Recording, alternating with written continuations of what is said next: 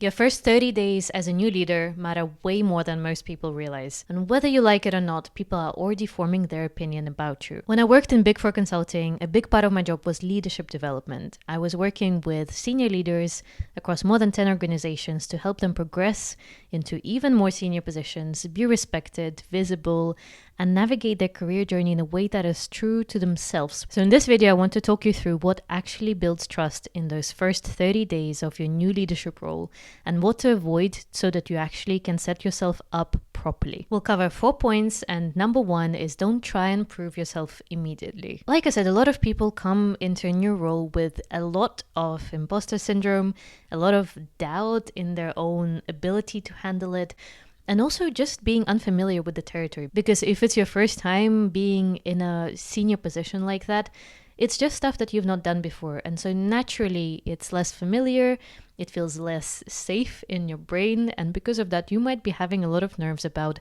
how to come across as actually competent and capable of handling the level of responsibility and decision making that you now have. And a lot of the time, this leads to people wanting to jump at it and show everyone how good they are and really try their absolute best. And the thing that leads to is, first of all, it gives us very insecure energy, and secondly, it will probably burn you out. So when I say don't try to prove yourself immediately, what I mean is not that you shouldn't try, but that you should play the long game. You have to really trust that for you to do the job well, you need longevity, you need sustainability, and you need consistency. Consistency in your values, in your behavior, in how you manage your team.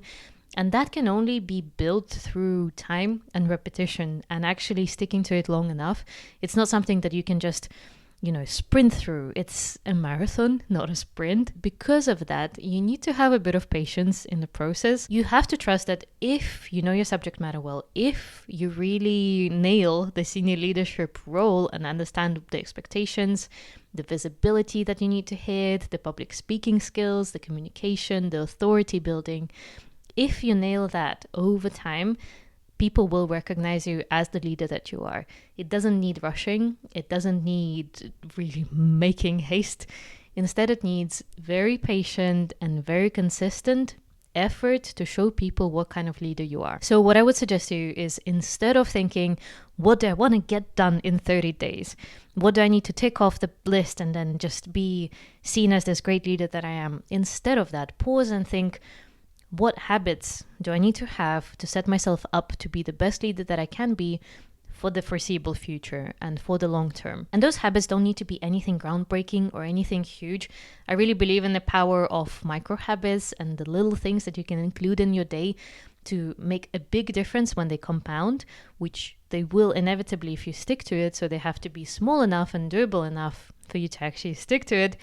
Some stuff might include networking, reach out to one person per month, per week if you can. It can include give one feedback point to someone at least once a week. A habit might be, before a big strategy meeting, I'm going to note down one big point that I want to raise, and then I'm going to make sure that I speak up and I have my voice heard on what I think we should do. Or a non-negotiable might be that I go to the gym before I start work and I will not do any calls before 9 a.m. That is something that can actually progress you so much, even more than you realize. You might think that it's small in the grand scheme of things, but wait until you've done it for weeks and then months and then even years, and then you'll realize how important these habits are. So, moral of the story, marathon of habits over sprint of effort. Key point number 2 is listen before making any drastic changes. The reason I say it is actually from my own consulting journey, and if you're in consulting too, then you know full well that as consultants, we're not the experts on the industry, and we're usually not the experts on the actual landscape that our clients operate in. The thing that we do is we come in and we serve as the point of contact for everyone involved, and we really listen and we try and pick out what the problems are. We try and pick out the different links, the different connections that we need to make, and we're very good at synthesizing. So the thing that we don't do is come in and just tell the client what we think they should do. We actually do the research that it takes to understand what the people who are experts in their roles think, feel, what they need, what they don't need, and then you form your opinion. So as much as some people say that this is actually what makes consulting an absolute scam because you don't know stuff as well as your clients, but I actually think that's not the point of the role. The role is completely different. And as a leader, the reason I'm telling you this is because when you come into a new role as a leader, and then you might think that, oh, I really want to change things in this way, or, I really have a value of well-being. How about we introduce, Friday afternoon off, or all sorts of stuff that you might have in your mind that you think would be good for the team. I would urge you to not rush it and really take the time to understand where everyone's at. What are the problems that they're facing? What are the things that they feel would improve their day to day? Take the time to understand the landscape and listen to everyone involved. And then that gives you the best positioning to carry out any changes that you want, because you'll know, first of all, how to communicate them to the people involved. Secondly, what is the likelihood that they'll even want them? What's going to be the likelihood of adoption, as we would say in change management? Plus, it will give you a really good sense of who will be on your side when you implement certain initiatives.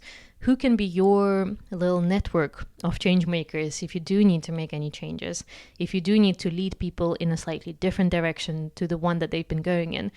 The thing that you need to realize is that people hate change. As someone who's done a lot of change management work, this is the thing we struggle with the most, is any change project, even if it's an upgrade on your laptop, will cause a lot of anger and a lot of dissatisfaction among people because it's just not what they're used to.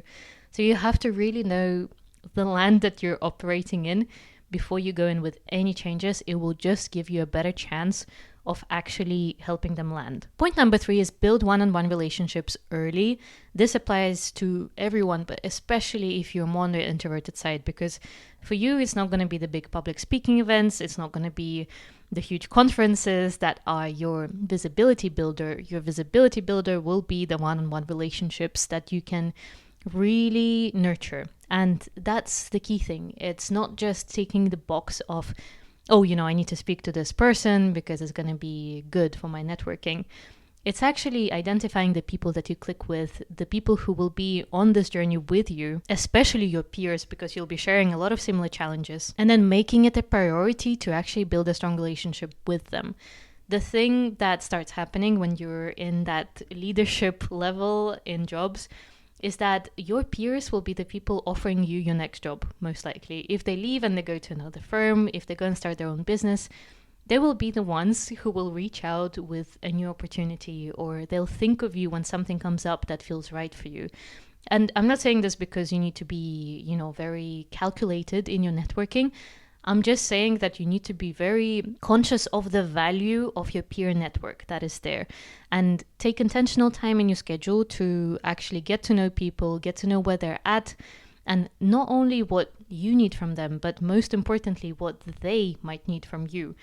And then make it a priority in your to-do list, in your diary, to actually do the stuff that you promise them you will do. If you promise that you will send them some sort of article that is relevant to their work, make sure that you send that article. If you say, how about we grab another coffee in a few weeks' time, then make sure to actually schedule that. The follow through is something that will really set you apart, because most people do not do it. It might be just European culture or UK culture to say, oh, we'll definitely do this again, and then you never do it again.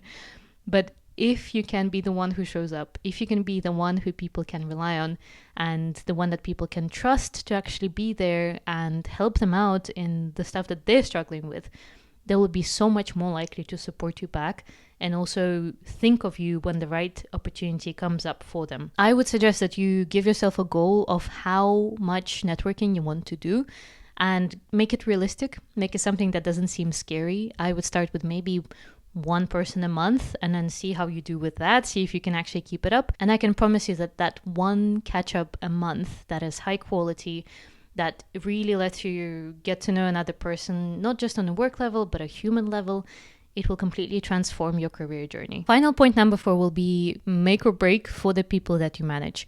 And it's setting expectations early. You might be feeling hesitant about setting expectations because it might feel like you're being bossy, or, oh, look at them, they just got their new promotion. Who do they think they are? But really the thing that you're doing when you're setting expectations early in terms of what good work looks like, what are you assessing people on, how will you give them feedback and how often, the thing that gives people is certainty and also reassurance, because there's nothing worse than coming to a point where you're given horrendous feedback and then you didn't even know that you're being assessed on a particular thing.